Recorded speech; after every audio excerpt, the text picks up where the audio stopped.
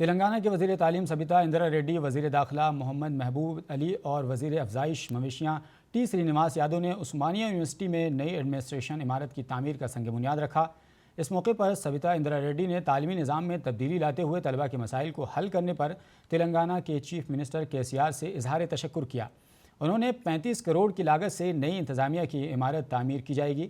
सबिता इंदिरा रेड्डी ने कहा कि हाल ही में हॉस्टल की नई इमारत की तामीर का संग बुनियाद रखा गया। इसके लिए 38 करोड़ की रकम मुख्तस की गई है। तेलंगाना के चीफ मिनिस्टर KCR और वज़ीर IT सनअत KTR उस्मानिया यूनिवर्सिटी की तरक्की के लिए खुसूसी फ़ंड मुख्तस कर रहे हैं।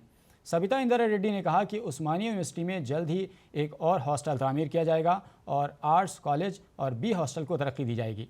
इस मौके पर रुकन कानून साज council S Vani Devi, university के vice chancellor Ravindra, deputy mayor M Srilatha Bhushan Reddy और दूसरे लोग भी मौजूद थे।